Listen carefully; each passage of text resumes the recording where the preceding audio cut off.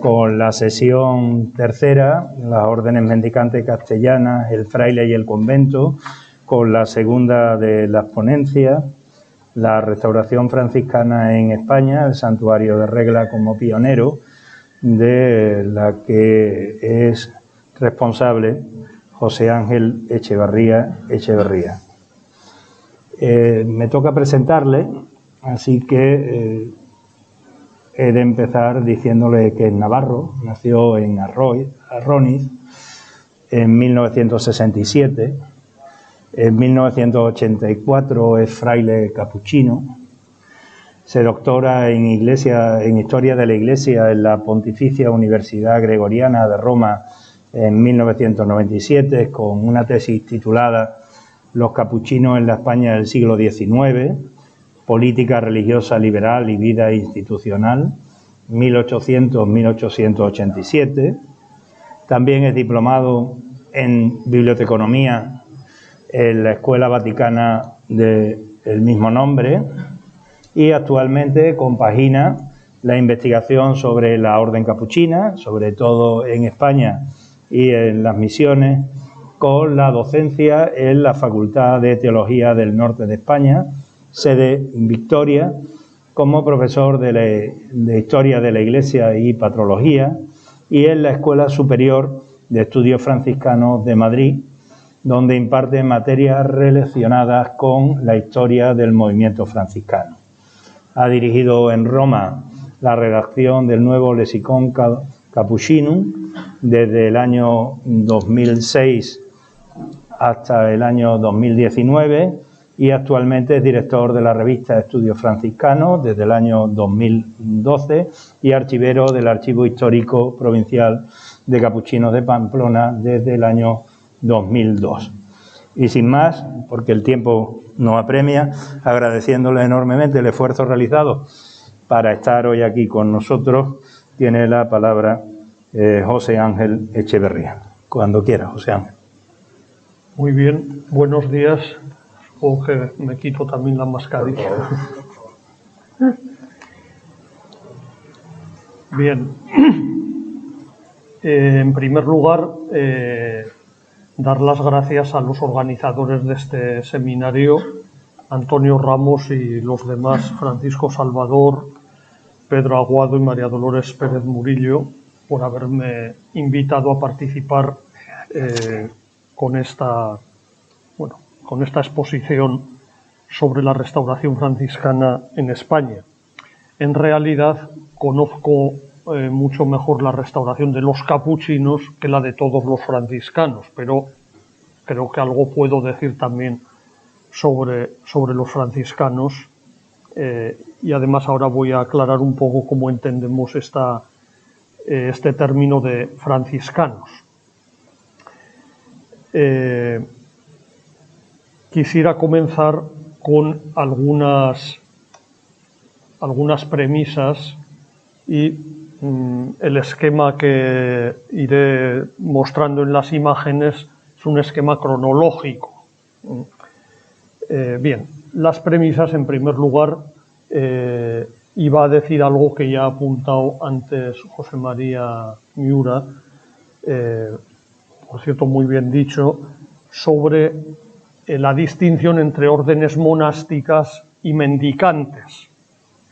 En la terminología aquí se habla del monacato español.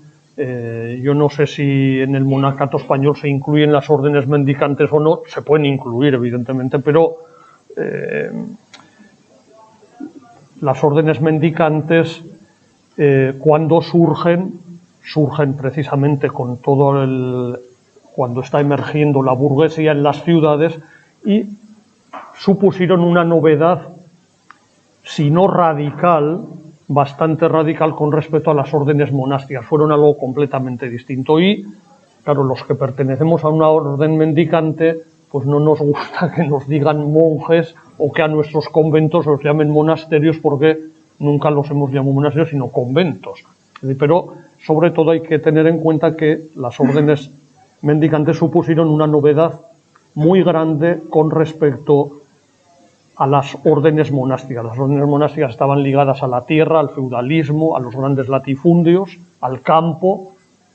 Las órdenes mendicantes surgen en las ciudades en un ambiente completamente distinto y se fueron desarrollando conforme se fue desarrollando la primera urbanización medieval, etcétera. Pero no puedo entrar en muchos más detalles sobre un tema que tiene ciertamente mucho interés, este de la distinción entre las órdenes monásticas y las mendicantes. Las mendicantes, que me refiero fundamentalmente a los hermanos menores, los franciscanos en general, y a los dominicos o predicadores, porque, como ha dicho José María, a otras órdenes mendicantes se les obligó a ser mendicantes, es decir, a los agustinos, también a los carmelitas en parte, después también están los servitas, pero fueron órdenes muy minoritarias comparándolas con los hermanos menores y con los dominicos. Incluso hubo una diferencia numérica muy grande entre los menores y los dominicos,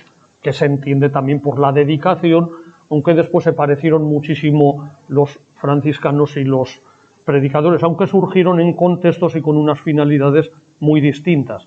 Solo hay que mirar a los dos fundadores, a San Francisco de Asís y a Santo Domingo Guzmán, para ver dos mundos completamente distintos. Bien, esa era la primera premisa sobre la terminología de mendicantes, monásticas, etc.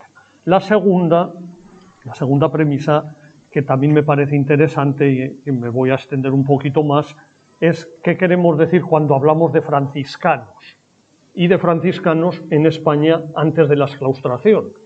Pero claro, el mundo franciscano era un mundo vastísimo y abigarrao. Sé que no es fácil para quien no está en ese mundillo de los estudios franciscanos navegar por la maraña de grupos y reformas franciscanas, pero creo que algo básico hay que decir. Cuando los franciscanos hablamos de primera orden franciscana, hablamos de tres, podemos hablar de cuatro, pero hablamos de tres órdenes que componen la primera orden franciscana. Entonces, esos son los franciscanos u observantes, que es lo que en España hemos llamado franciscanos, los conventuales, que en España fueron suprimidos por Felipe II y durante, lo voy a decir luego, durante 3 siglos no existieron en España, y los capuchinos. Esto actualmente, pero ahora vamos a ver cómo llegamos a esto, pero ya digo muy brevemente. La cuarta orden sería la tercera orden regular, que es distinta porque surge de la regla para los seglares. La tercera orden es de los seglares. Ellos surgieron de la tercera orden. San Francisco habría fundado, digo habría, porque no se acepta que históricamente hubiera fundado la orden tercera, porque el movimiento penitencial ya existía antes que él, y bueno, ahí hubo muchas cosas, entre otras la política de la Santa Sede, la política pontificia, que quiso encarrilar los movimientos de los seglares, los movimientos laicales, los quiso poner bajo la protección de las órdenes masculinas, monásticas y mendicantes, bajo los cistercienses, bajo los franciscanos y bajo los dominicos. Por lo tanto, pero vamos nosotros a cometer este error histórico diciendo que San Francisco fundó 3 órdenes, la de los hombres, la de las mujeres, clarisas, y todas las denominaciones que después han tenido, o reformas capuchinas, las coletinas, en España llamadas descalzas, de Santa Coleta de Corbí, etcétera, y los seglares, es decir, las 3 órdenes. Yo me voy a referir en esta exposición sobre todo a la primera orden, y dentro de la primera orden dejando un poco de lado a la tercera orden regular, que por lo tanto vive una regla, pero en principio la regla de los seglares, no la regla que nosotros profesamos, los franciscanos conventuales y capuchinos profesamos la regla de San Francisco, que es la regla bulada, llamada regla bulada, de 1223, aprobada por la Santa Sede por Honorio III en 1223, aunque había sido aprobada oralmente, lo que se llama el Propositum Vitae, había sido aprobado por Inocencio III, precisamente cuando el Concilio de Letrán, al que se ha referido José María, prohibió que se aprobaran nuevas reglas. Los franciscanos, los hermanos menores, se salvaron porque habían sido aprobados oralmente, pero la aprobación oral es aprobación canónica, no solemne como con una bula, pero es aprobación canónica, y porque habían sido aprobados oralmente por Inocencio III, pudieron tener su regla propia, que es la regla bulada, porque hubo otra regla que se conoce y que se tiene por escrito, que es la regla no bulada. Bien, ¿cómo surgieron estas tres órdenes? Aunque ya digo que la historia es muy compleja, voy a intentar una síntesis lo más breve posible. Francisco de Asís nació en 1181 y comenzó a vivir su proyecto de vida evangélica con sus primeros compañeros hacia 1206-1208. En 1219 llegaron los primeros hermanos menores a España. A nosotros nos interesa ahora España y ver cómo estaban las cosas antes de la exclaustración. Por lo tanto, en 1210. Pronto se constituyeron tres provincias o demarcaciones, las demarcaciones clásicas franciscanas: Castilla, Aragón y Santiago, que respondían a territorios muy concretos. Las órdenes mendicantes, por lo menos lo que yo conozco y sobre todo la orden franciscana, estuvo siempre muy ligada al territorio, a territorios históricos muy definidos en toda Europa. Y por eso surgieron muchos conflictos entre ellos mismos para dividirse y crear unas ciertas autonomías, porque la orden nunca tuvo una centralización grande, sino que siempre fue muy provincialista, es decir, muy descentralizada, y se descentralizó en territorios históricos desde el principio. En España, claramente, el reino de la Corona de Aragón, Castilla, y después, bueno, Santiago, lo que sería la antigua Lusitania, Portugal, etc. Bien, estas circunscripciones permanecieron inalteradas hasta las últimas décadas del siglo XIV. En ese tiempo, como reacción a la decadencia y relajación de la orden, que coincidía por otra parte con la situación general de descomposición de la Iglesia por el cisma, la peste, la guerra de los 100 años y otras muchas causas, surgieron movimientos de reforma, lo que conocemos como observancia. Entonces, después hablamos de los observantes. Claro, aquí estaban los observantes. Bueno, en Scipiona, digamos que sería la fusión de los observantes y descalzos. Pero bueno.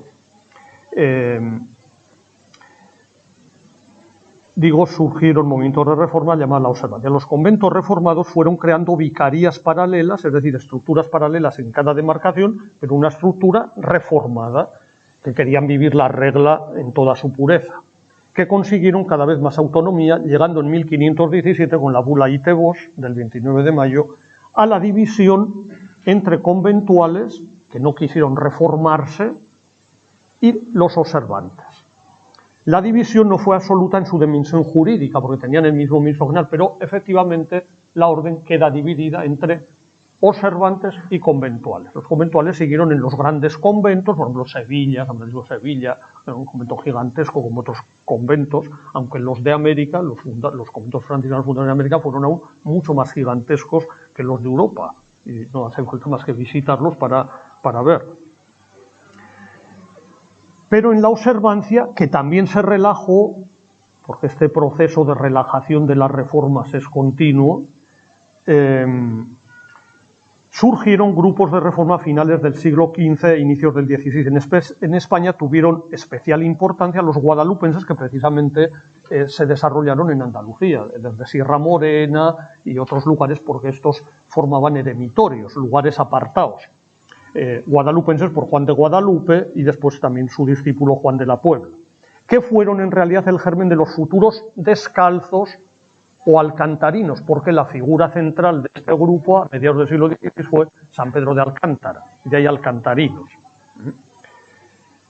Por ese tiempo, las primeras décadas del siglo XVI, se desarrollaron también otros grupos reformados. En Italia los Riformati, los Recoletos en Francia y Bélgica, y Los capuchinos surgen como reforma de la observancia también en 1528, pero no entran a España porque los observantes se oponen a que una nueva reforma entre en España, que está pobladísima de conventos franciscanos. Vamos a ver ahora enseguida cuántos conventos había en España al tiempo de la exclaustración.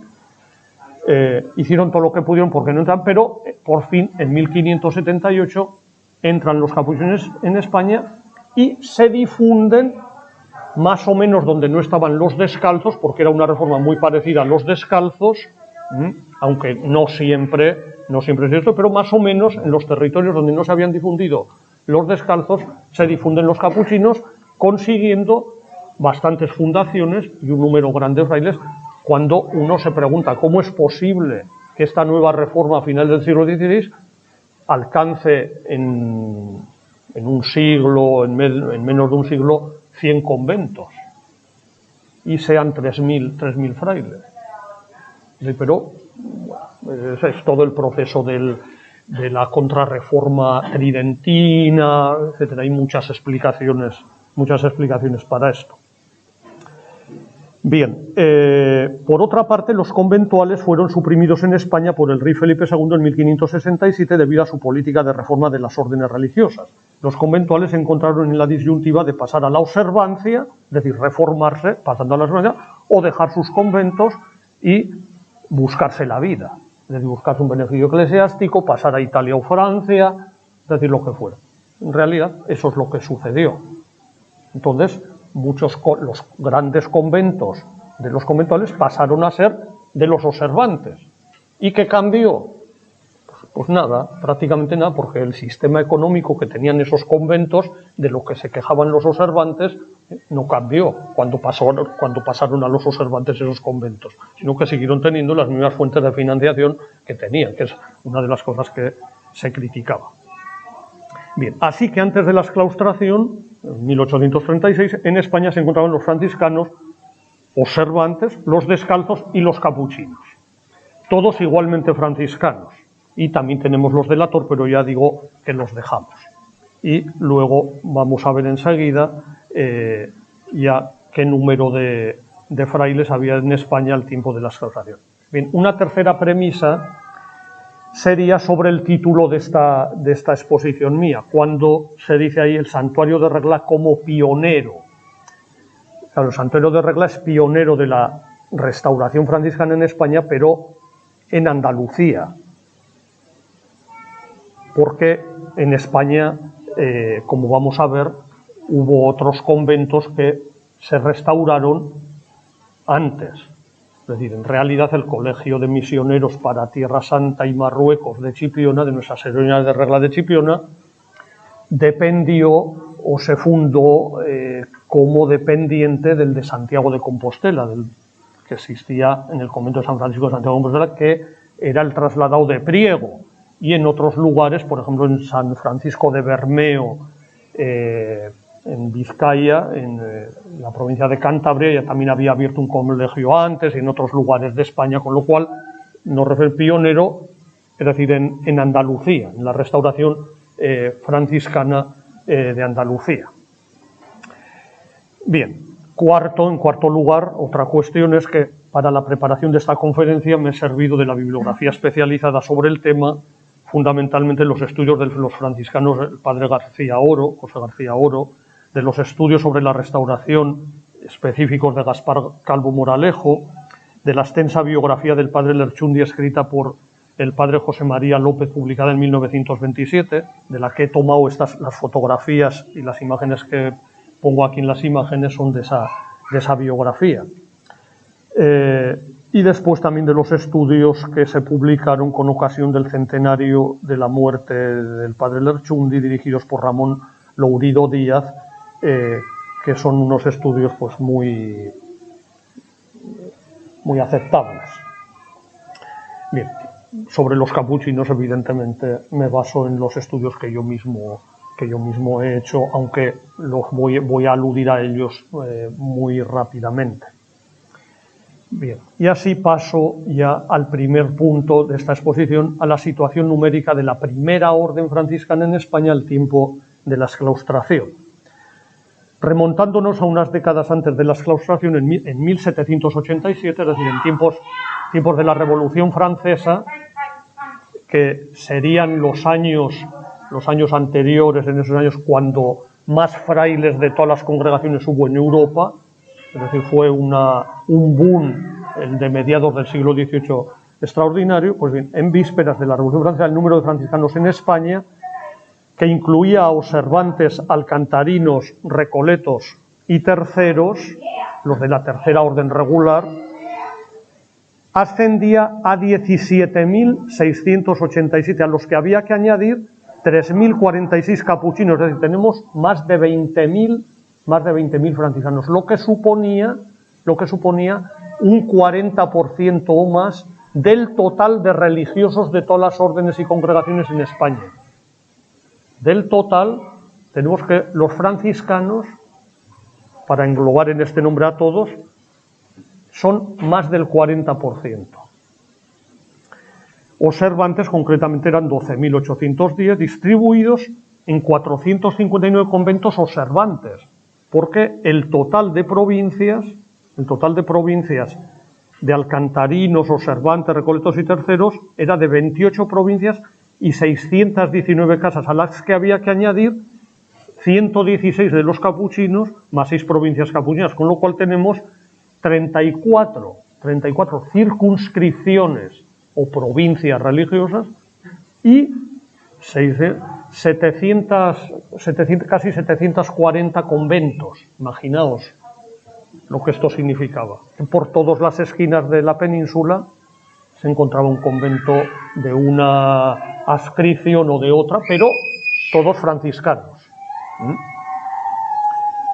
En los avatares de la ocupación francesa en 1808 y la reforma de regulares del trienio liberal fueron la causa de una disminución importante de los efectivos personales de las distintas órdenes religiosas, especialmente de los franciscanos. En los meses anteriores a la exclaustración, el número de franciscanos observantes alcanzaba la cifra de 11.232 y el de los capuchinos 2.329. Es decir, que había habido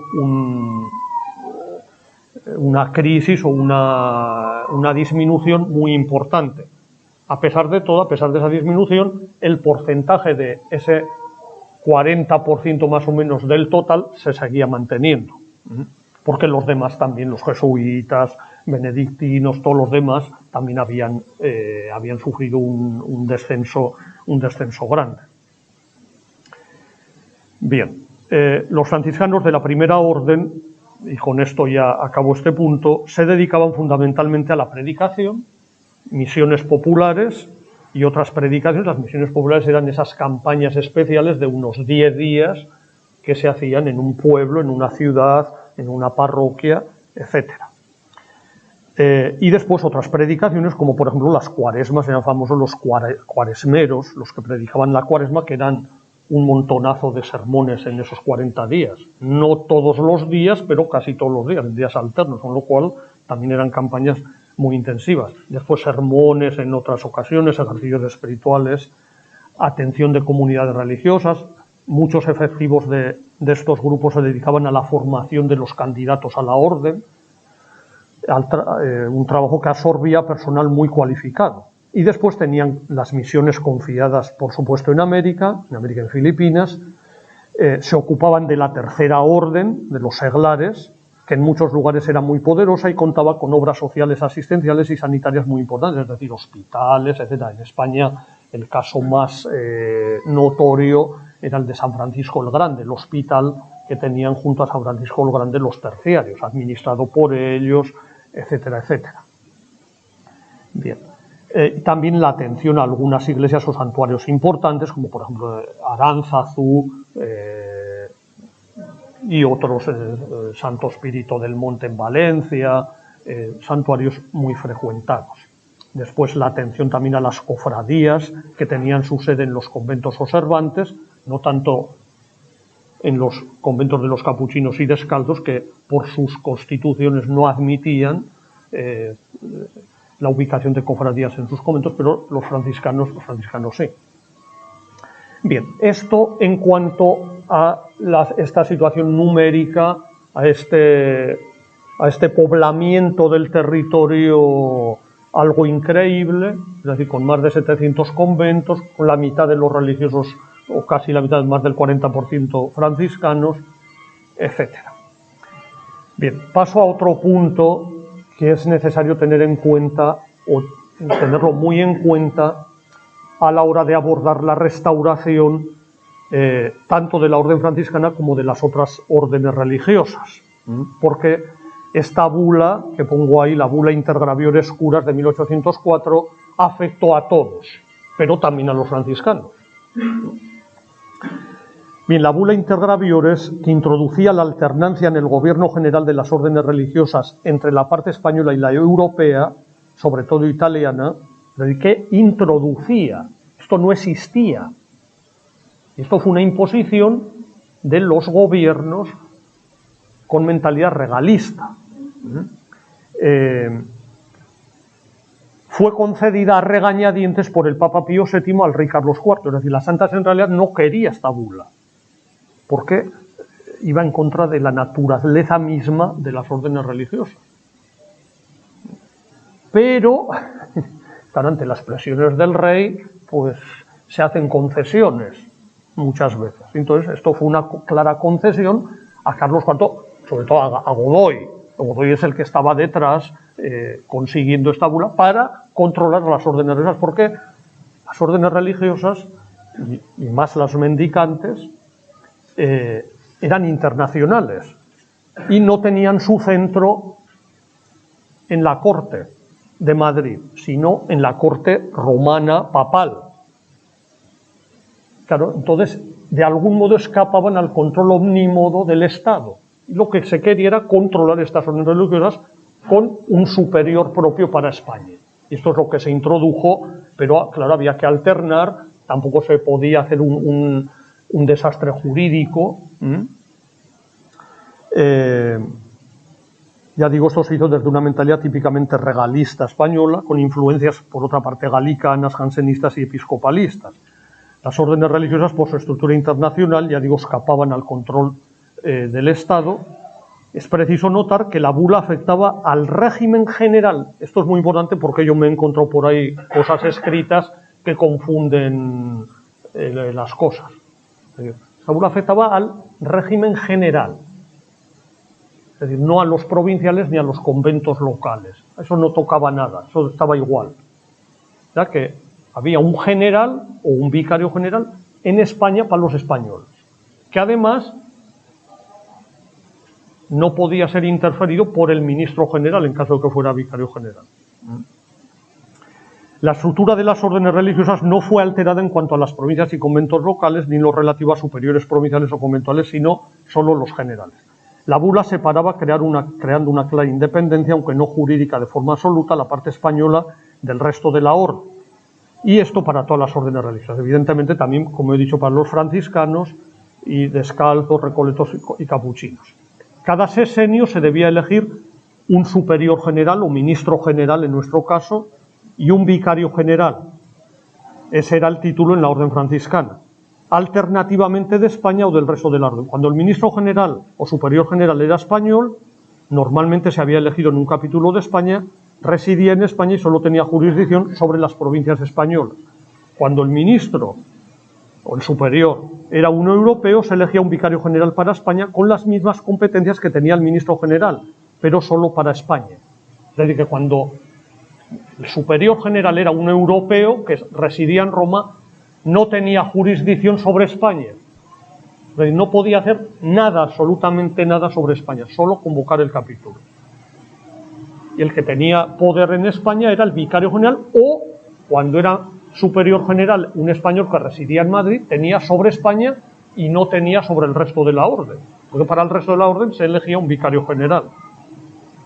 Bien, ya sé que esto es una cosa, para quien no está en ello, un poquito complicada estas cosas, pero fueron así y, porque eran así, crearon mucha confusión. Y mucha confusión de competencias entre unos superiores y otros, y fue la excusa para algunos desmanes.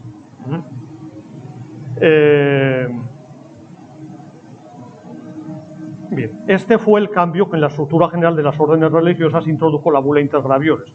La bula se demostró como una imposición extraña, en realidad era una estructura para nada necesaria y creó numerosos problemas de competencias y jurisdicción, por lo que la Santa Sede pronto comenzó a planear su derogación, pero la bula no llegó a derogarse nunca, expresamente. Solo fue superada caso por caso, en el tiempo de la Restauración. La Santa Sede fue nombrando para cada orden, fue nombrando o fue suprimiendo, sin decir que suprimía el régimen del comisariato, fue nombrando a los superiores, fue llegando a un acuerdo entre ellos, etc. Pero derogada expresamente no fue nunca la bula Intergraviores. Los religiosos, por lo menos una parte importante de ellos, vieron esta situación con desconcierto y disgusto, pues era algo que nunca habían conocido. Pero también hubo un pequeño grupito que defendían estas cosas. Bien, eso luego voy a conectar porque cuando hablaré de los comisarios apostólicos, que tienen una importancia especialísima, y lo vamos a ver cuando hablemos de los colegios de Priego, Santiago y de Chipiona, volveré sobre esto porque los comisarios apostólicos fueron nombrados precisamente porque existía la bula Intergraviores y estaba en vigor y no había sido derogada. Bien, paso a otro punto, que es la ley de exclaustración del 9 de marzo de 1836, para que ya nos vayamos situando en qué es lo que se pretendía, qué es lo que se quería o lo que fue posible en la Restauración. Bien, no podemos entrar a desarrollar todas las leyes y decretos gubernativos que condujeron a esta ley definitiva, en los artículos que nos interesan a nosotros, la ley dice lo siguiente, y leo. El artículo primero: quedan suprimidos todos los monasterios, conventos, colegios, congregaciones y demás casas de comunidad o de instituto religioso de varones, inclusas las de clérigos seculares y las de las 4 órdenes militares y San Juan de Jerusalén existentes en la península, islas adyacentes y posesiones de España en África. Todo queda suprimido. Ahora, en el segundo artículo, algunas excepciones. Se exceptúan de lo dispuesto en el artículo anterior. Los colegios de misioneros, y este es el punto importante para nosotros, para las provincias de Asia, y esos colegios son 3, de Valladolid, es decir, los agustinos, de Ocaña, los dominicos, y de Monteagudo, los agustinos recoletos, porque esas 3 órdenes tenían misiones importantísimas en Filipinas. Pero resulta que los franciscanos también tenían en Filipinas. ¿Y por qué no están aquí recogidos? Bueno, por una circunstancia que los franciscanos que estaban en Filipinas formaban una provincia independiente de descalzos que no tenía casas en España. Y entonces eso hizo que no se incluyera aquí un colegio, porque no tenían un colegio en España, aunque todas las provincias aportaban misioneros para esa provincia que se llamaba la provincia de San Gregorio, de Filipinas. Bien, luego volveré un poquito sobre esto, porque después se restauró esa provincia que no había existido en España, pero se restauró en la de Castilla. Confluye un poco la antigua de Castilla y la de San Gregorio de Filipinas en torno al colegio de misioneros para Filipinas de Pastrana, que había estado, que primero se restaura en el de San Diego de Alcalá, en el colegio de San Diego de Alcalá de los franciscanos. Bien, en segundo lugar, las casas de clérigos de las escuelas pías y los conventos de hospitalarios de San Juan de Dios que se hallen abiertos en la actualidad. Esa era otra excepción. Aquí vemos muy claramente la mentalidad liberal con respecto a las órdenes religiosas, aquellas que eran útiles socialmente, según ellos, y las que no eran útiles, las que eran inútiles, de manos muertas, que no servían para nada. Esas se suprimen. Estas otras, como se dedican a la enseñanza, y necesitamos esas escuelas de los escolapios y los hospitales de los de San Juan de Dios, se mantienen. Bien, el gobierno, porque aquí viene otro punto importante para nosotros, se reserva la facultad de fijar la residencia de los misioneros, escolapios y hospitalarios del modo que juzgue oportuno, es decir, que podía cambiarlos de lugar, suprimir algunos, etcétera, hacer lo que le pareciera. Artículo 3. El gobierno adoptará las disposiciones convenientes para la conservación de los conventos y colegios de los santos lugares de Jerusalén y sus dependencias. Aquí tenemos el segundo paraguas junto a Filipinas, segundo paraguas bajo cuya protección se restaurarán conventos en España, tanto para Filipinas y sobre todo para Tierra Santa y Marruecos, porque luego se añadió lo de Marruecos. Eso de sus dependencias también era de libre interpretación, el gobierno podía meter ahí lo que le pareciera. Pero ciertamente los franciscanos habían estado en Tierra Santa y Marruecos desde el tiempo de San Francisco. Es decir, no hay más que ver el bulario además franciscano, los primeros obispos que nombra el Papa, ya en 1200, hacia 1220, en vida de San Francisco, nombra algunos obispos para Marruecos, etc. Es decir, que los franciscanos estaban ahí siempre y en Tierra Santa desde 1216. Resultaba en extremo claro que todas las órdenes religiosas mendicantes quedaban suprimidas y que solo se permitían los colegios para formar los misioneros, como ya he dicho. Y después, ya digo, lo de Tierra Santa. No me resisto, de todas formas, a copiar el primer párrafo de la exposición que el gobierno dirigía a la reina gobernadora, motivando la ley de exclaustración, pues explica muy bien el ambiente ideológico referencial dentro del que se promulgó la ley. Hay también otros párrafos interesantes, pero cito solo el primero. Digo, como esa mentalidad de lo útil, inútil, etcétera, que es muy, muy típico de la época. Y dice así: señora, que va dirigido esto a la reina gobernadora, la fuerza de la civilización no es menos irresistible que la del tiempo. Ambas crean y destruyen necesidades. Crean y destruyen necesidades. Sería menester no leer la historia y cerrar el pecho a toda gratitud para no conocer y confesar que los institutos regulares fueron origen de señalados servicios y asilo del saber humano. Pero también sería forzoso sobreponerse al espíritu del siglo, resistir a la tendencia de las demandas sociales, oponerse a los adelantos de las ciencias y las artes, ensordecer a las exigencias de la riqueza pública y no sacar provecho de los ejemplos de tantas naciones sabias. Si no se conviniera en que pasaron ya para no volver nunca las circunstancias que hicieron útil la existencia de los regulares. Es decir, los regulares son inútiles. Es decir, en un tiempo fueron útiles, ahora son inútiles, excepto Escolapios y los de San Juan de Dios, y cuando nos interesa para mantener nuestro influjo en Tierra Santa o Marruecos o en Filipinas. Porque allí, de rebote, o no tanto de rebote, estos religiosos me hacen un trabajito de control del territorio, porque son los que más conocen el territorio, porque están en los pueblos más perdidos de las selvas, etcétera, etcétera. Entonces, como me hacen ese trabajito, los mantengo. Incluso estos colegios de misioneros los paga el Estado, mediante, diremos, la obra pía. Bien, paso al punto siguiente, que es la creación de los comisarios apostólicos en 1838. Porque a pesar de la ley de exclaustración, la bula Inter Graviores seguía en vigor, pues solo podía derogarla la Santa Sede. Esta fue nombrando a partir de 1838 comisarios apostólicos para cada orden con las mismas facultades que habían tenido los vicarios generales por la bula Inter Graviores. Cuando todos están suprimidos, pero claro, los frailes siguen ahí.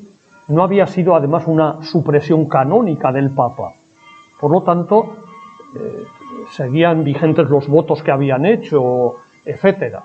Entonces, para administrar la ruina, se nombran los comisarios apostólicos. Claro, estos comisarios apostólicos, que son con las competencias de los vicarios generales, lo mismo que un vicario general, que sería como un general para España, intentarán restaurar la orden con la fórmula de los colegios de misioneros o con otras fórmulas que sean. Veremos ahora enseguida las posibilidades que ofrecía el Concordato de 1851.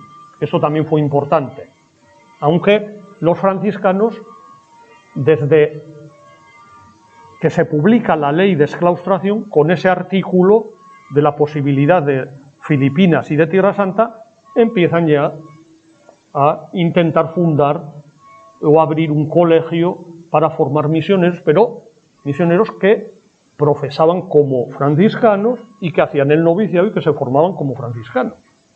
Y ellos no perdían de vista nunca la idea de restaurar la orden, porque eso tenía que llegar en algún momento, según ellos. Eso de que ya no volverían los tiempos de la utilidad de los religiosos, bueno, eso lo decís vosotros, pero nosotros pensamos que esto volverá, como volvió, pero en unas circunstancias ya muy distintas y con unas características muy distintas.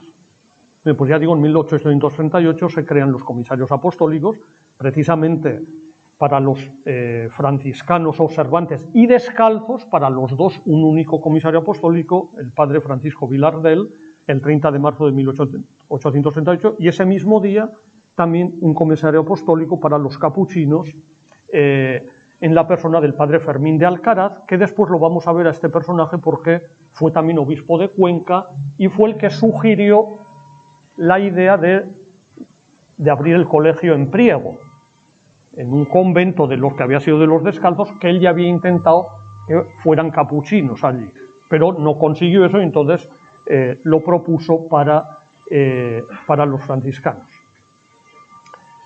Bien, la ley de exclaustración fue una ley gubernativa no canónica, por tanto las provincias y los conventos no fueron suprimidos canónicamente, como tampoco la estructura jerárquica de las provincias. Los provinciales seguían existiendo y los comisarios apostólicos los nombraban y sustituían cuando su periodo expiraba. Por eso he hablado antes de las dificultades que en ocasiones se plantearon con respecto a la jurisdicción de unos y otros.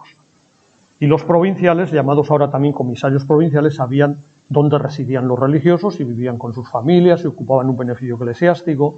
En algunas provincias se mantuvo una red de contactos entre los exclaustrados que incluso se ayudaban con un fondo común, pues las pensiones prometidas por el gobierno no siempre llegaban con la regularidad debida. Además, los religiosos no estaban exentos de cumplir sus votos, aunque tener que hacerlo en circunstancias tan especiales les llevaba a recurrir en muchas ocasiones a sus antiguos provinciales y también al comisario apostólico para que les dispensara de algunas obligaciones inherentes a los votos, sobre todo en cuestiones de pobreza, cuya casuística pues, podía ser amplísima.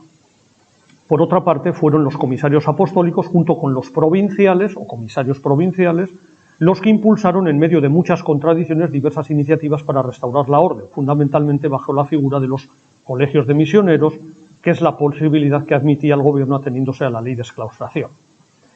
Bien, el régimen del comisariato no fue suprimido de forma propiamente dicha, pero sí de forma fáctica. Entre los capuchinos dejó de existir en 1885 y entre los franciscanos bastante más tarde, en 1904.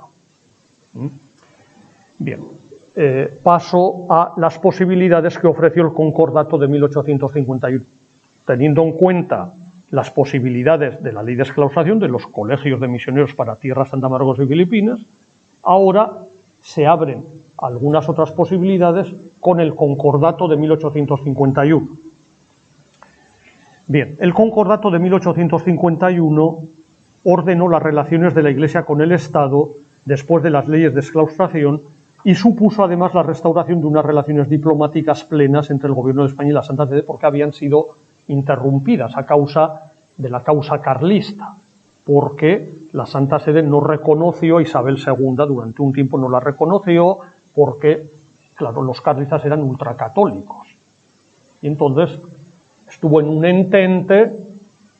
entente la Santa Sede a quien reconocía, porque no se podía poner a mal con los carlistas, porque además si finalmente ganaban la guerra los carlistas y se alzaba con el trono el pretendiente don Carlos, ¿qué pasaba si no había apoyo? Entonces tenía que un poco apoyar a los dos, pero eso hizo que el gobierno liberal rompiera relaciones con la Santa Sede. Eso, que rompa relaciones con la Santa Sede, no quiere decir que no haya alguna relación siempre, pero, es decir, oficialmente no había un embajador, etcétera, etcétera.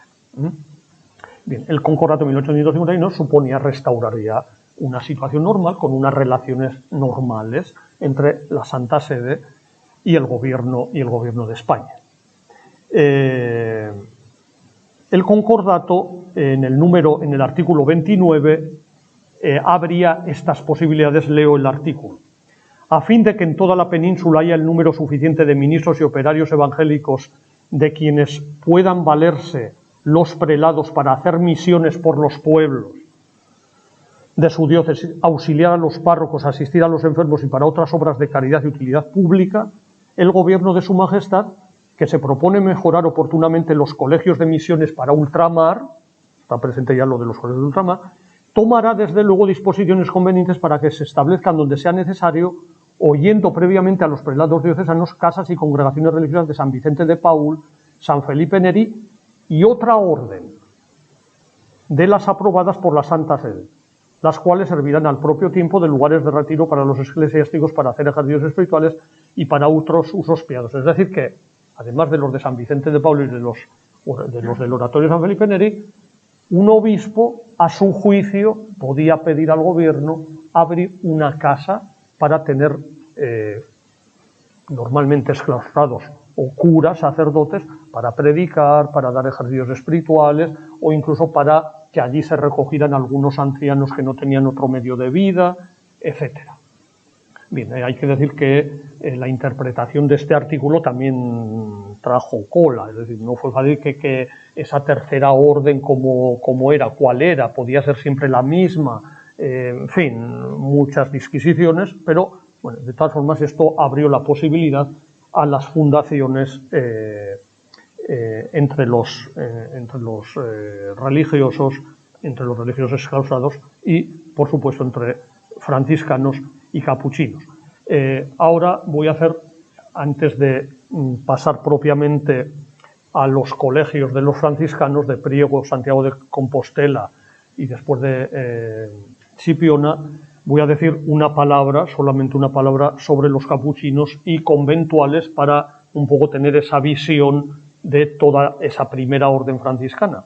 Porque además, es decir, los capuchinos empezaron la restauración también por Andalucía, por Antequera y Sanlúcar, que fueron conventos restaurados algún año antes que Chipiona, que el Colegio de Misioneros de Chipiona, en 1877. Bien, entre los capuchinos, antes del concordato, que permitía esas posibilidades, hubo algunos intentos de abrir algún convento, pero se demostraron muy útiles para el momento de la restauración, para las últimas décadas del siglo XIX, la fundación de un convento de capuchinos españoles en Bayona, en Francia, pero esperando dar el salto a la frontera.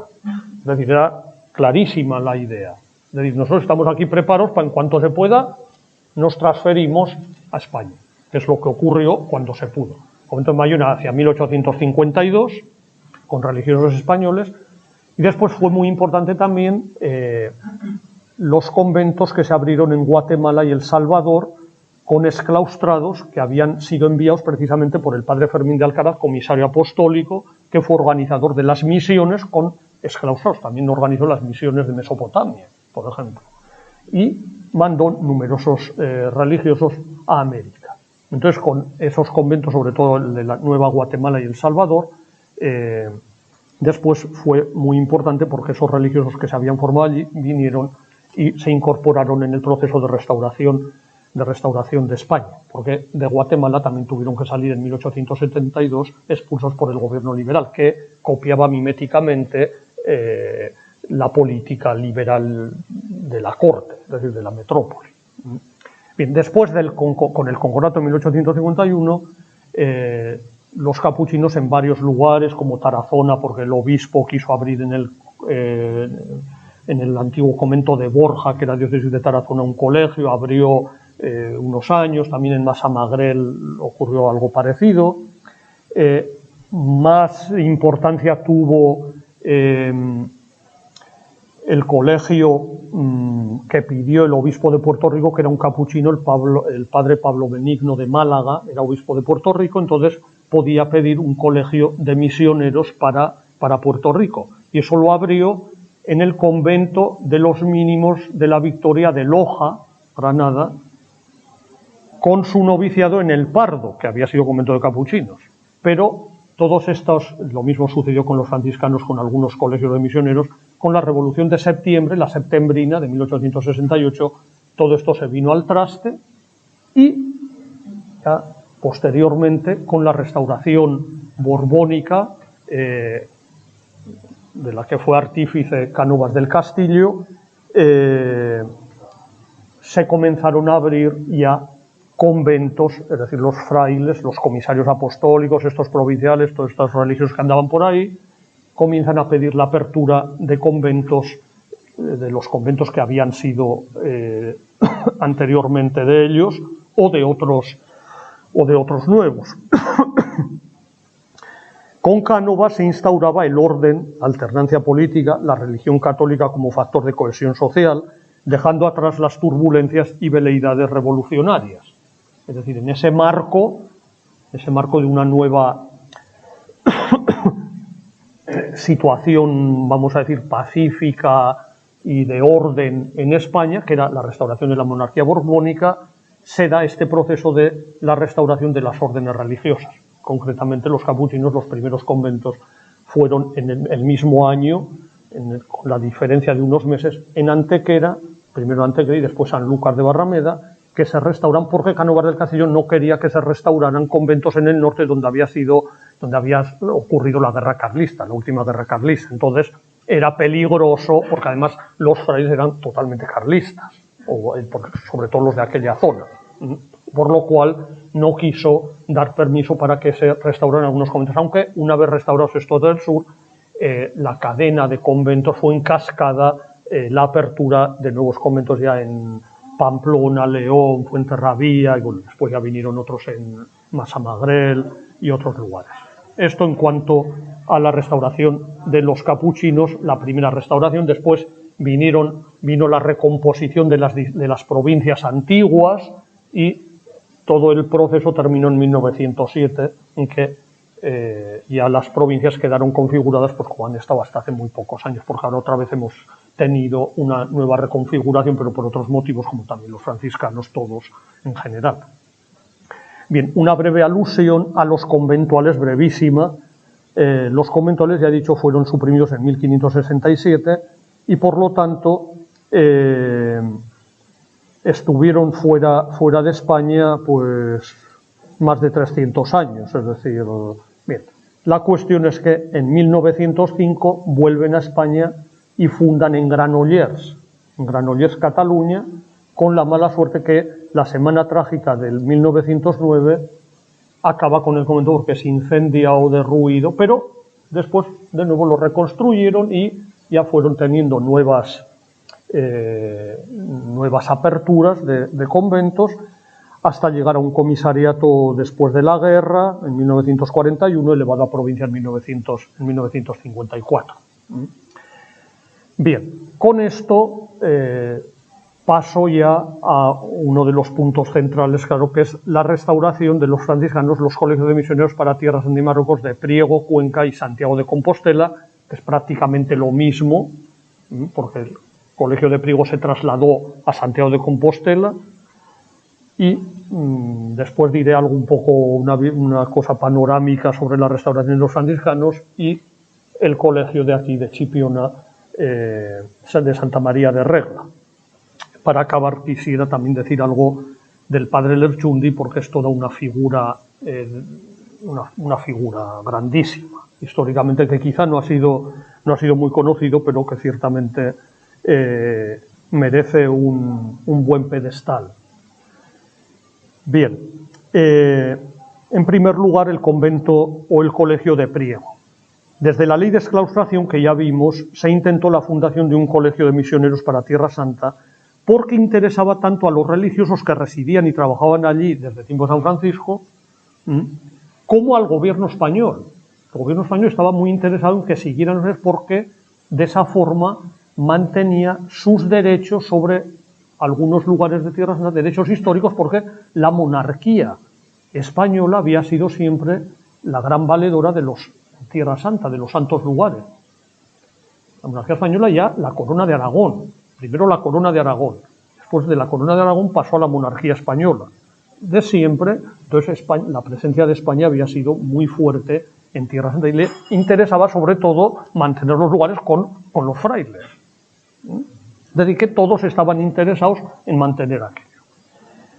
Pero para mantener aquellos derechos era fundamental la presencia de los franciscanos y, según estos y según todos, la fundación de un colegio para formar misioneros que fueran allí.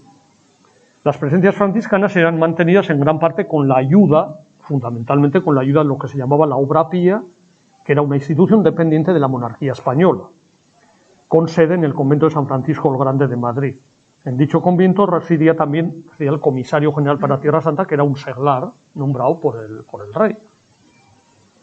Por eso en esta historia, como veremos, aunque de forma muy sintética, intervienen los superiores franciscanos de Tierra Santa, ese comisario laico general para Tierra Santa, el director de la Obra Pía, que hay también otro director de la Obra Pía, el comisario apostólico, máxima autoridad para los religiosos españoles, y los provinciales o comisarios provinciales, es decir, que en algunas ocasiones es un auténtico batiburrillo de autoridades y de competencias de quién decide esto, quién decide lo otro.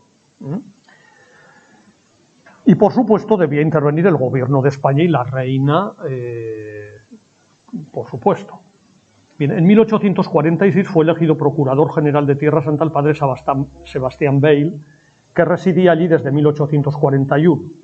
Ejerciendo su cargo tuvo que enfrentarse a Monseñor José Valerga, nuevo patriarca latino de Jerusalén, que pretendía que se estableciera una especie de protectorado francés. Porque es que el dominio de España en Tierra Santa era discutido por Francia.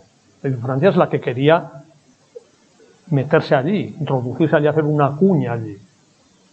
Entonces, claro, ya estamos en cuestiones de los intereses de los gobiernos. Monseñor Valerga era francés y, claro, estaba por los intereses de Francia. Las gestiones idas y venidas del padre Bail se encaminaron a la fundación de un colegio de misioneros como medio más seguro para afianzar aquellas presencias, pero sin refuerzos jóvenes era imposible hacer nada. Por influjo del padre Bail, la idea llegó a Propaganda Fide en 1852, que hizo llegar su conformidad al ministro de Gracia y Justicia de España con la sugerencia de hacer extensivo el colegio a las misiones de Filipinas.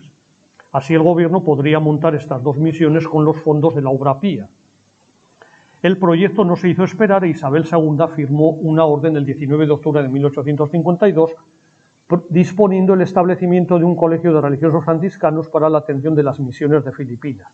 Nada se decía aún de Tierra Santa y nada se decía del lugar. Un nuevo Real Decreto de ese mismo año, de noviembre, firmado por la reina, establecía la fundación del Colegio de Misioneros, ahora ya para Tierra Santa. Y en él se añadía que se debería atender también a la clase de color y a toda la población agrícola de la isla de Cuba. Esto creó cierta incertidumbre, pues no se veía claramente quién podía llevar a cabo esta fundación. Además, se unía la cuestión del colegio a una cuestión muy enrevesada, como era la restauración de los vicarios generales de España, la cuestión en la que no entro, algo que no tenía mucho sentido plantear en ese momento en que no existían prácticamente las provincias. Por otra parte, la situación también se complicó por las pretensiones económicas de Monseñor Valerga respecto a las limosnas de la custodia de Tierra Santa, es decir, quería meter mano en la cuestión económica. En cambio, los frailes dicen, bueno, ¿esto a dónde va a llegar? Porque los frailes son exentos del obispo. Es una de las cuestiones también de la orden franciscana muy importantes para comprender a los franciscanos y a los mendicantes y a los religiosos, que era puro interés la exención, no tanto de los religiosos como de la Santa Sede, del pontificado, porque en los mendicantes, sobre todo, y en la orden franciscana clarísimo, tuvo una quinta columna de la que disponía para todas sus cosas y para todas sus políticas. Bien.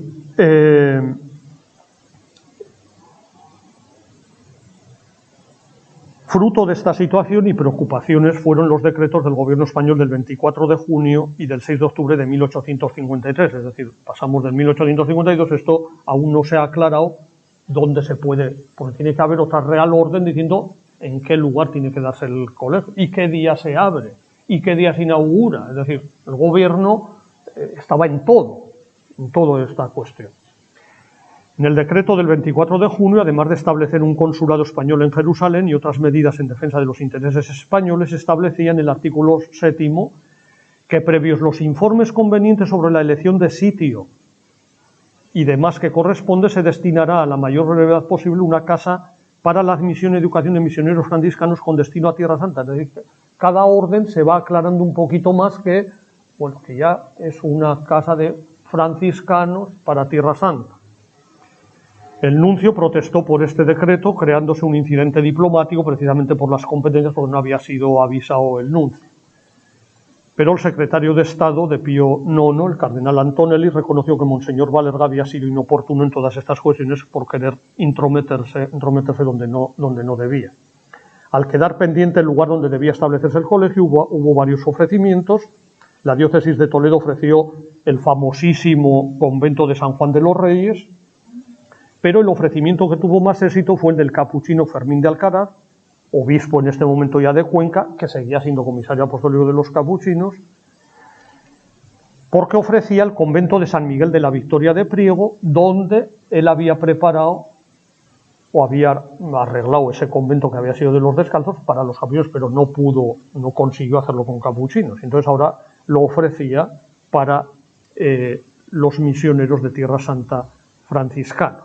Bien, y también hubo otras propuestas, como el convento de San Francisco de Palma de Mallorca, el de San Diego de Alcalá de Henares, que por fin fue para Filipinas y después se trasladó a Pastrana. Bien, y ya digo otros lugares. El 15 de septiembre, el director de la Obra Pía, urgido por el subsecretario del Ministerio de Estado, propone el convento del Santo Espíritu del Monte de Valencia y más adelante todavía algunos otros conventos de Valencia. Finalmente, el Consejo de Ministros del 6 de octubre del 53 elige el convento conquense de Priego y dice así: se ha dignado Su Majestad designar dicho convento de Priego para la admisión y educación de los misioneros franciscanos observantes destinados a Tierra Santa. Al final estuvieron en cuestión también el convento de Palma de Mallorca y de Priego. El elegido no era el lugar mejor ni por comunicaciones, ni por clima, ni capacidad, pero el de Palma aún era peor porque estaba muy apartado de la corte. Bien, el convento de Priego en un momento dado había pasado a la mitra y era de la mitra de Cuenca, del obispo. Por eso, al enterarse de la Real Orden de 1853, ofreció el convento al presidente del Consejo, don Francisco Lersundi, el padre Alcaraz. La orden se comunicó al comisario general de la Obra Pía de los Santos Lugares y al obispo de Cuenca. Ambos se pusieron de acuerdo y el 10 de noviembre de 1853 se hizo entrega del convento por parte de la diócesis de Cuenca a la Obra Pía, cuyo comisario era el señor Wolfanger, que quiso asistir personalmente a la entrega para comprobar personalmente el estado del edificio. El 27 de abril del 54, las obras de reparación del edificio quedaron terminadas. En este momento se consulta a Roma al embajador sobre la organización del colegio y el embajador vuelve a complicar las cosas con el tema de los vicarios generales. Además, las relaciones entre el padre comisario apostólico Beil y Wolfanger, el director de la Obra Pía, se tensaron, lo que no ayudó nada al proseguimiento sereno del establecimiento del nuevo colegio. Incluso resurgió el tema de por qué no era mejor colocar el colegio en San Juan, en el convento de San Juan de los Reyes, etcétera.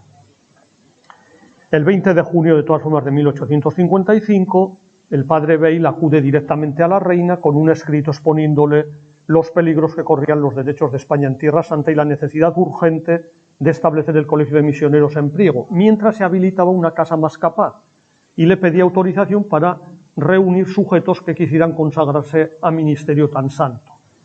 Cánovas del Castillo, que tenía un cargo en el Ministerio de Estado, informó positivamente sobre la petición del padre Beil, pero Cánovas sugería que el gobierno no debía renunciar a la facultad de entender en la admisión de los frailes cuando el reverendo padre procurador haya elevado a la Comisaría General de los Santos Lugares y ésta al Ministerio una información donde conste debidamente la buena conducta y celo piadoso de los que han de representar en aquellas apartadas regiones los sentimientos religiosos y el nombre allí glorioso de nuestra nación. Es decir, que el gobierno ordenaba y exigía que cada uno de los candidatos debía ser aprobado por el gobierno, lo cual esto los frailes, el comisario apostólico, los provinciales, consideraban una injerencia excesiva del poder civil o del gobierno en la organización interna de estos colegios, pero la tuvo. Es decir, con esa mentalidad, como ya he dicho antes, regalista. Cánovas firmaba su informe el mismo día en que fue fechada la petición del padre Bayle, y la Real Orden del 26 de junio, es decir, total tardó 6 días, se ajustaba en todo lo que había dicho Cánovas. El gobierno solo aprobaría la admisión de cada candidato después de una información donde conste debidamente la buena conducta y celo piadoso que necesitan los que han de representar en aquellas apartadas regiones los sentimientos religiosos y el nombre allí glorioso de nuestra nación. La Real Orden copiaba el informe de Cánovas del Castillo cuando era oficial del Ministerio de Estado. Por la misma orden se le cargaba al padre Bayle que ejecutara la orden de acuerdo con el comisario general de la Obra Pía, y se le encomendaba la dirección del centro y se le nombraba rector del mismo.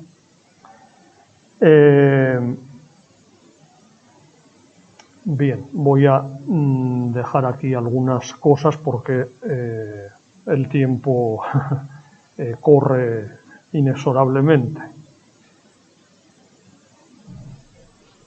Bien, finalmente el colegio se abrió por una orden del 10 de julio. Es decir, el 10 de julio fue el momento en que se inicia con 3 días la apertura del colegio, como había decidido una Real Orden anterior, algún mes anterior. Las celebraciones comenzaron, ya llegaron los religiosos que tenían que estar allí. Las celebraciones comienzan el 12 de julio de 1854. Ese día pudieron vestir el hábito franciscano el rector, padre Manuel Arcaya, porque ya para este momento se nombra un rector distinto al comisario apostólico, entre otras cosas por las dificultades que habían surgido entre el comisario apostólico y el director de la Obra Pía. El director de la Obra Pía consigue nombrar otro rector, que es el padre Manuel Arcaya, y el padre Sebastián Bayle y los hermanos legos fray Juan Foncea, fray Juan Puerta y fray Manuel Sanabria. El sábado 12 hubo salve con motete, con la presencia del padre Godínez, que era el provincial, y del representante del obispo. El domingo 13 se cantó la misa solemne, siendo el celebrante el gobernador eclesiástico del obispado.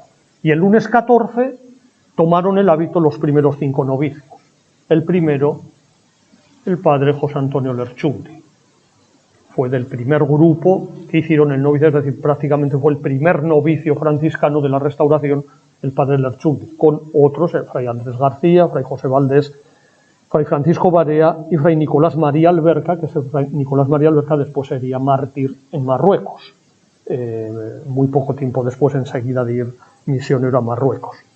Pero los efectivos del colegio eran todavía pocos. El 24 de julio se incorporó el padre Manuel Polo, y algo más tarde algunos otros. También ingresó don Vicente Comas, maestro de capilla de la Catedral de Teruel, que fue un famoso organista y compositor, y otros sacerdotes, entre ellos también el futuro mártir de Damasco, Pedro Soler.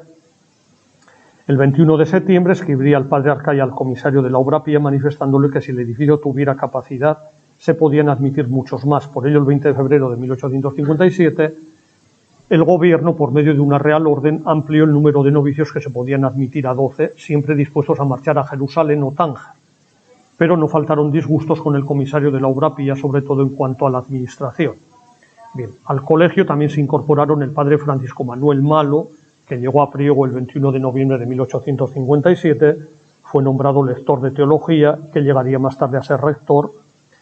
El padre Antonio Sabate, eminente arabista, restaurador de la misión de Marruecos, y los padres Antonio Revilla, Nicolás Pucci y Miguel Cabañes, procedentes de Tierra Santa. Estos religiosos procedentes de Tierra Santa eran los que, entre otras cosas, enseñaban árabe a los futuros misioneros.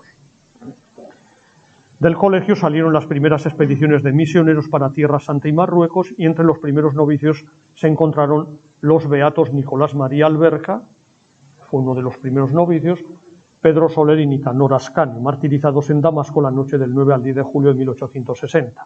El padre José Antonio Lerchundi, arabista y prefecto de la misión de Marruecos. El colegio de Priego envió una primera expedición de 7 misioneros a Tierra Santa, y el 13 en 1860, y el 30 de julio del mismo año otra a Marruecos de 5 misioneros, encabezada por el padre Sabaté, que murió asistiendo a los heridos y afectados por el cólera en la guerra de España con Marruecos de 1859. El 13 de diciembre de 1861 parte de Priego para Marruecos el padre Lerchundi y 11 misioneros, pero Priego nació bajo el signo de la provisionalidad. Y ahora entonces voy a decir algo del convento de Santiago de Compostela. Bueno, simplemente decir que desde 1856 a 1862, cuando el colegio de Priego se trasladó a Santiago, transcurrieron 8 años nada fáciles. El escaso número de religiosos exclaustrados de los primeros momentos para establecer la vida regular, las relaciones difíciles con la obra pía y las autoridades civiles que intervenían con una mentalidad típicamente regalista, la formación de las jóvenes vocaciones con el peligro de idealizar nostálgicamente el pasado de antes de la exclaustración, que eso sí que no podía volver, y el riesgo que corrían los exclaustrados al acudir al colegio, pues las autoridades podían cambiar su destino de un día para otro de modo arbitrario, contribuían a crear un clima de incertidumbre.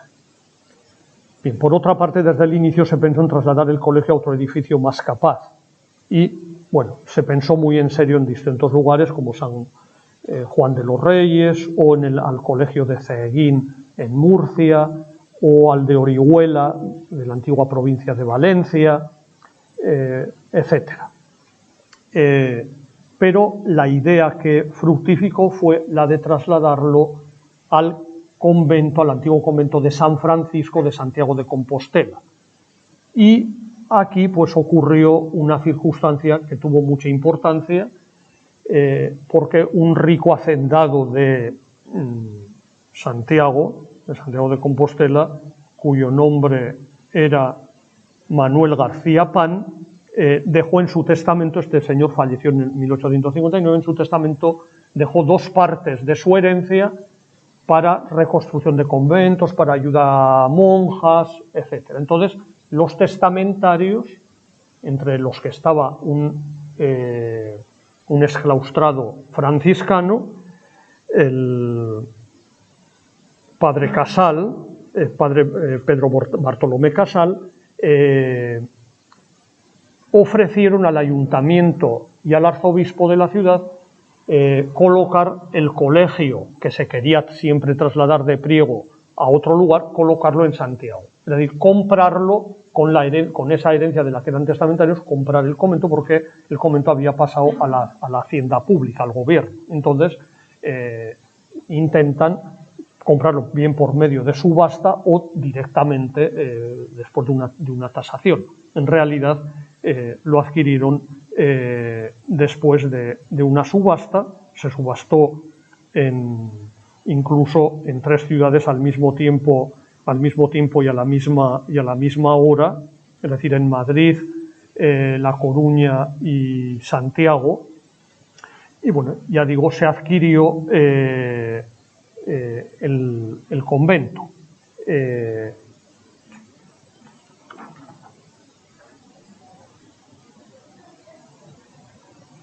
Bien, con Real Orden del 11 de julio de 1861, que se recibió esta orden en el Ayuntamiento de Santiago y en el Arzobispado, la reina se dignó mandar que el Colegio de Misioneros de Priego se trasladara a la ciudad de Santiago.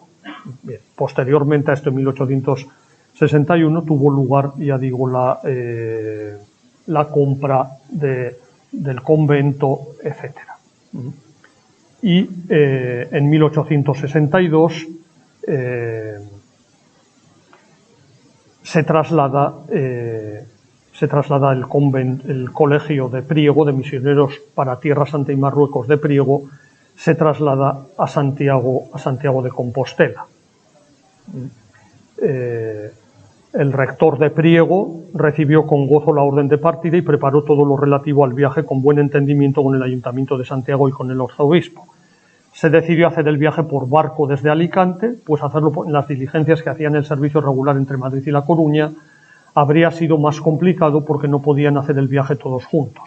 El día 6 de octubre embarcaron en Alicante y el 14 llegaron al puerto de Carril, en Villagarcía de Arosa, Posteriormente el viaje hasta Santiago, pasando por distintos lugares, fue con el acompañamiento del afecto popular, y la llegada a Santiago el día 16 de octubre fue al repique de campanas, cohetes y fuegos, por la noche fuegos artificiales. El 17 de octubre el padre Miguel Cabañes, rector del colegio, informaba al comisario de la Obra Pía de la llegada del colegio a la ciudad y le informaba de que al día siguiente celebrarían la solemne función de inauguración. Bien, voy a pasar de momento al Colegio de Misioneros para Tierra Santa y Marruecos de Nuestra Señora de Regla. Luego veré un poco esa visión panorámica de la restauración de los franciscanos en España, una cosa, es decir, muy breve. Bien, el Colegio de Santiago creció en todos los órdenes, en número, capacidad científica, en prestigio y sobre todo en el apostolado misionero, pero acabó quedándose pequeño, por lo que se pensó en un desdoblamiento en un segundo colegio que fuera idéntico al de Santiago, que continuara la obra misional que tenía encomendada en Tierra Santa y Marruecos. La idea se intentó en tiempos del Padre Malo, en 1868, pero no llegó a buen puerto. Se hablará de nuevo en el breve rectorado del Padre Lerchundi. El Padre Lerchundi en 1877 es desterrado de Marruecos a España, en realidad casi su patria era más Marruecos que España, fue desterrado por el gobierno por también un problema de competencias, etcétera, y estuvo unos meses de rector en Santiago. Entonces en ese momento se reaviva la idea del colegio de Chipiona. Entonces, al morir el padre Miguel Cerezal, prefecto de las misiones de Marruecos, el 19 de febrero de 1877, Propaganda Fide nombró nuevo prefecto al padre José Antonio Lerchundi. Por su parte, el padre Albiñana lo nombró superior religioso de la misión. El gobierno español, que sostenía a los misioneros a través de la Obra Pía, se sintió preterido porque no se le había comunicado el nombramiento antes de hacerlo público y sin habérselo consultado. Por ello no reconoció el nombramiento, llegando a desterrar al padre Lerchundi el 7 de enero de 1878. Ni qué decir que el padre Lerchundi defendió su autoridad como prefecto apostólico con gran firmeza y dignidad. Mientras durase el exilio, pues el conflicto se tramitó entre la Santa Sede, el gobierno español y el comisario apostólico. El padre Lerchundi fue nombrado profesor del Colegio de Santiago e incluso rector el 14 de septiembre de 1878. La injerencia continua de las autoridades civiles en la vida del colegio y la acuciante necesidad de personal para la misión le hicieron pensar al padre Lerchundi en la conveniencia de fundar un convento, un nuevo colegio de misiones, que fuera casa de formación, pero también de retiro y descanso para los misioneros enfermos y ancianos. Bien, en este momento se plantearon también ideas nuevas sobre la organización de las misiones de Marruecos. Una era encomendarlas al obispo de Cádiz, que nombraría un vicario para Marruecos, que sería el padre Lerchundi. Y en ese caso el colegio de Chipiona o el colegio podría estar en Ceuta, etcétera. El padre Lerchundi era muy contrario a todos estos planes, porque lo que él quería era un colegio de misioneros dependiente de la misión de Marruecos. Ya digo, al final todos estos planes se abandonaron porque el nuncio tampoco era partidario. Además, el 28 de julio de 1879 el gobierno español comunicaba al nuncio que en toda esa discusión que había organizado por las competencias, porque no le habían avisado del nombramiento del padre Lerchundi, lo único que pretendía es que antes del nombramiento del prefecto de las misiones, el comisario general de los franciscanos se lo comunicara al gobierno por si tenía algún reparo contra él. O sea, siempre ese control de las misiones que tienen una misión del gobierno español también. Y que después lo presentara a Propaganda para su nombramiento. Esto fue la solución al exilio del padre Lerchundi, que el 30 de diciembre de 1879 llegó de nuevo a Tánger y tomó posesión de su cargo de prefecto, iniciándose un nuevo resurgir de aquellas misiones hasta que murió 20 años después. Al volver a Marruecos, el padre Lerchundi experimentó la necesidad apremiante para renovar las misiones y para ello de fundar un nuevo colegio que sirviera de casa de formación y de retiro y descanso para los enfermos. Por ello, el clima debía ser menos húmedo que el de Galicia. El padre Albiñana, comisario apostólico, era de la misma opinión. Una de las primeras cosas que intentó el padre Lerchundi fue renovar el personal misionero. Para ello debía dar salida a los enfermos y ancianos de Marruecos, sustituyéndolos por otros jóvenes, pero esos jóvenes había que formarlos, no podían ir sin formación. El obstáculo era que los misioneros iban de por vida a Marruecos y que no volvían, que morían allí. Entonces el padre Lerchundi era de la opinión de que cuando ya enfermaban volvieran a España, volvieran por ejemplo a Chipiona, al colegio de misioneros, que también ejercía de enfermería, como sucedía ya con los que se enviaba a Tierra Santa. Los de Tierra Santa no iban de por vida a Tierra Santa, sino por un periodo y podían incluso venir a descansar a España. Bien, la fundación de un nuevo colegio era más necesaria que nunca, también porque el Colegio de Santiago, a pesar de las peticiones que hacía el padre Lerchundi, no le enviaba refuerzos. El respaldo definitivo para su apoyo vino del viaje que hizo por las provincias observantes de España en 1887 con el visitador general padre Gallego. El 8 de junio de 1880 se reunieron en Madrid el señor Prendergast, comisario de la Obra Pía, el padre Gallego, el padre Lerchundi, don Vicente Martín, jefe del negociado de misiones de la Obra Pía, acordando la fundación de un nuevo colegio, hijo del de Santiago, es decir, en estrecha vinculación del de Santiago, aunque después se independizaría del de Santiago, bajo la jurisdicción del prefecto de Marruecos, que lo podría establecer en cualquier punto de Andalucía, Valencia o Murcia. Podía elegir personal y admitir novicios, dando cuenta previamente a la Obra Pía. A continuación, el padre Lerchundi visitó distintos lugares, entre otros La Rábida, Loreto. Loreto era un convento que había sido convento de los franciscanos en Sevilla, bueno, cerca de Sevilla, y Chipiona.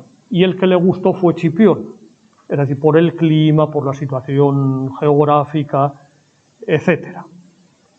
Pero se dio la circunstancia que el antiguo convento de los agustinos había sido pedido por los jesuitas franceses, incluso por los mismos agustinos, para reabrirlo. Entonces, claro, ya tenemos aquí un problema que, bueno, en realidad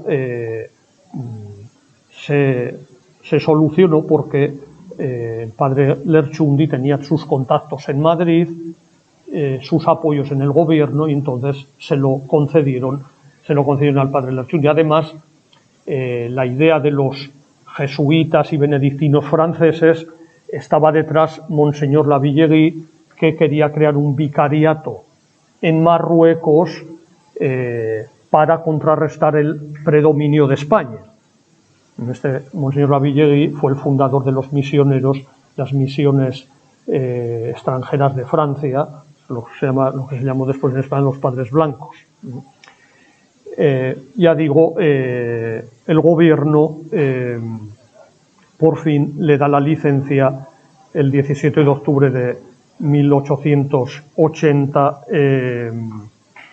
para fundar en Chipiona. Al año siguiente, el 2 de julio de 1881, el secretario de Estado escribía al nuncio aceptando la fundación del colegio, y el 19 de enero de 1882 daba el decreto de fundación del Colegio de Misiones de Chipiona, diciendo: nos, usando de ellas, es decir, de las facultades que tenemos, aprobamos la cesión del referido convento y la instalación en él del Colegio de Religiosos Franciscanos Misioneros para el objetivo arriba indicado, bajo la jurisdicción regular del reverendísimo padre vicecomisario apostólico como autoridad superior y bajo la inmediata del anterior nombrado muy reverendo padre Fray José Lerchundi, prefecto apostólico de Marruecos, y en cuanto a lo temporal dependerá de la Obra Pía de Jerusalén, consintiendo en que ésta atienda a todos los gastos de su instalación, culto, sostenimiento y manutención de los religiosos, en la misma forma que lo viene verificando en el Colegio de Santiago.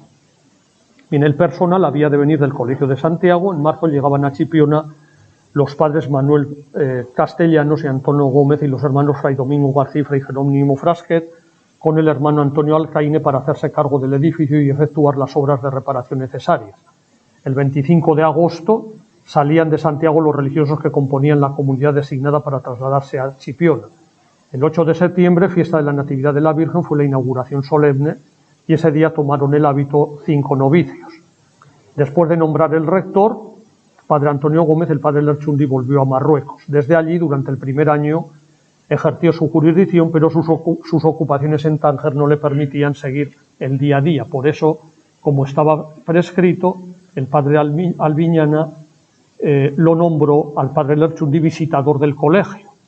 Los inicios no fueron fáciles, pues pronto aparecieron problemas que alteraron la vida religiosa la vida del colegio por problemas de jurisdicción entre el padre rector. Sí, voy terminando. Solo quiero hacer dos o tres apuntes más, pero termino enseguida.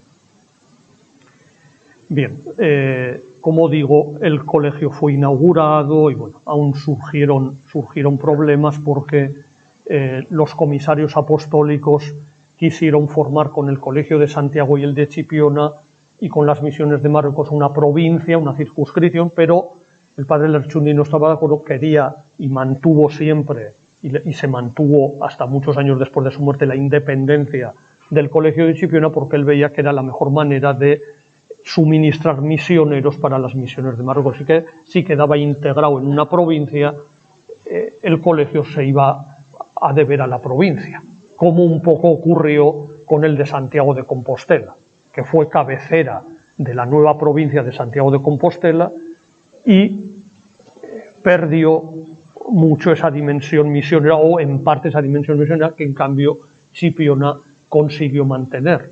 Nuestra Señora de Chipiona consiguió mantener, aunque me parece que fue en 1932, el Colegio de Misioneros de Chipiona quedó integrado en la provincia de Granada, pero en 1933, frente a la provincia de Santiago, que ya había quedado prácticamente integrado en 1894, con lo cual hay una diferencia muy importante de tiempo. Bien, esto en cuanto al colegio de Chipiona. Paso un poco desordenadamente a una brevísima alusión a la restauración franciscana, o a esa visión de conjunto de la restauración franciscana en España. Sin entrar en otros detalles de las provincias, cómo se fueron reconstituyendo las provincias, y aunque es difícil ofrecer una visión panorámica, sí que se puede establecer como línea general que las distintas provincias se fueron restaurando en torno a los colegios de misioneros para Filipinas, Tierra Santa, Marruecos, Cuba, Puerto Rico, Fernando Po. La fórmula del colegio de misioneros, de la que ya había experiencia en los siglos anteriores, era el paraguas protector que podía permitir, además de atender a las misiones, algo en plena consonancia con el carisma franciscano, restaurar la orden, pues este objetivo siempre estaba solapado entre los exclaustrados. En algunas provincias también tuvieron su importancia como centros propulsores de la restauración algunos santuarios, ya lo he dicho, por ejemplo Aránzazu, el Santo Espíritu del Monte en Valencia, y bueno, en realidad la provincia de Granada después giró en torno al convento de Chipiona, a lo que había sido el colegio de misioneros de Santa María de Regla de Chipiona. Bien, solo decir en este sentido general de la restauración que durante el proceso de la restauración tuvieron lugar fenómenos históricos internos de la orden muy importantes, en los que no me puedo detener, simplemente enumerar. En primer lugar, la desaparición silenciosa e imperceptible de los descalzos o alcantarinos y de los grupos de recoletos. Otra, la introducción de algo desconocido hasta entonces en la orden, como eran las escuelas seráficas de adolescentes y preadolescentes, como forma habitual de conseguir candidatos a la orden. Esto era desconocido, no se había conocido nunca en la orden, tener seminarios menores de niños a partir de los 10, 11, 12 años. Por otra parte, la dedicación de un buen número de religiosos a la enseñanza por medio de la creación de colegios y escuelas, la introducción del apostolado de la prensa. Es decir, esto nos habla de una nueva mentalidad en la restauración, muy distinta a la del antiguo régimen. Bien, y otra de las cuestiones es que durante todo este proceso se dio en la orden, aunque no tuvo mucho eco en España, la unión de todos los franciscanos en lo que se llamó la Unión Leonina en 1897 con el Papa León XIII. Bien, si se me permite un brevísimo, sí, brevísimo. No sé si habrá tiempo para alguna pregunta, que creo que nos hemos agotado. Es sobre el padre Lerchundi, que es una gran figura, porque, bueno, habría que resaltar, como yo he puesto ahí había puesto perfiles del padre Lerchundi, serían cuatro o cinco. Uno fue como gran conocedor del árabe, publicó 3 obras, una sobre los rudimentos del árabe vulgar, que está ahí, otra la Crestomatía arábigo-española, que es un florilegio de textos clásicos en árabe, y otro, también vocabulario español arábigo. Coincide que nosotros en la Biblioteca Nuestra de Pamplona tenemos un ejemplar que el padre Lerchundi regaló a un señor, un tal Sorasaluce, que después lo donó a la Biblioteca Nuestra, y esas primeras letras son autógrafas del padre Lerchundi, que lo dona a Pedro Manuel de Sorasaluce. Bien, el padre Lerchundi fue un gran experto en árabe, pero sobre todo eso nos indica la inculturación en Marruecos del padre Lerchundi ante el iteram. Cuando no se hablaba de inculturación, él consideró que el aprendizaje de la lengua y el conocimiento de la cultura eran fundamentales para la evangelización. Además, en un mundo islámico que era completamente difícil.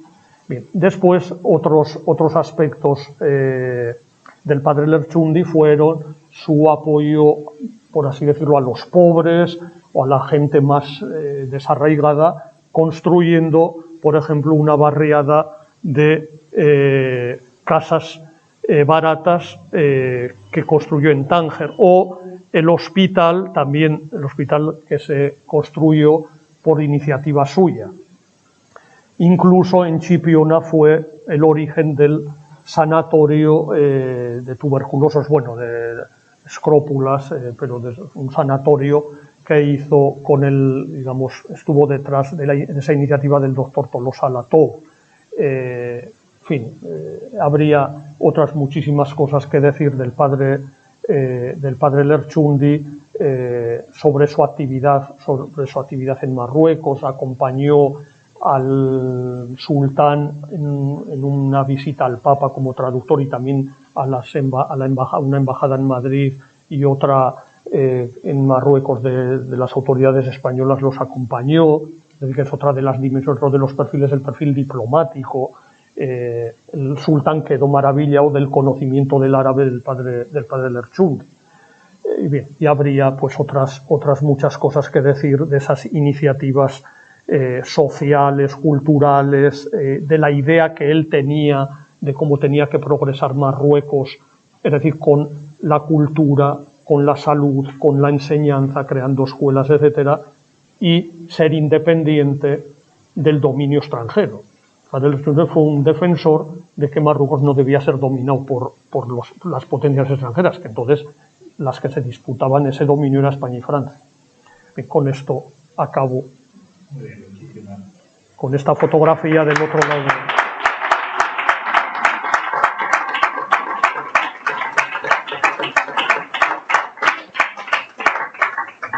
Gracias, José Ángel, por el esfuerzo, por sintetizar un proceso muy bien documentado, muy clarificador, porque en esta materia hay que arrancar desde momentos muy previos, así que le agradecemos el esfuerzo, pero lamentablemente no tenemos tiempo para preguntas, porque tenemos totalmente cogido, y acaso cuando finalice la siguiente intervención, pues habrá ocasión de... como vamos a estar un rato, disculpa, en el almuerzo, hay un problema de que cualquier persona... ¿sabes? Pues muy bien, pues muchísimas gracias, José Ángel, por ese esfuerzo de claridad. Pues nada.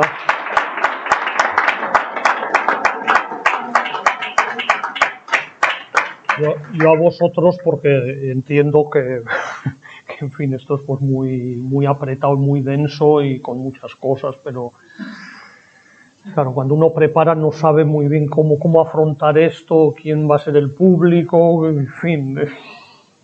y yo no tengo un dominio total del tiempo, tengo que reconocer. Muchísimas gracias. Nada, pues para no perder tiempo, pues convoco a José Leonardo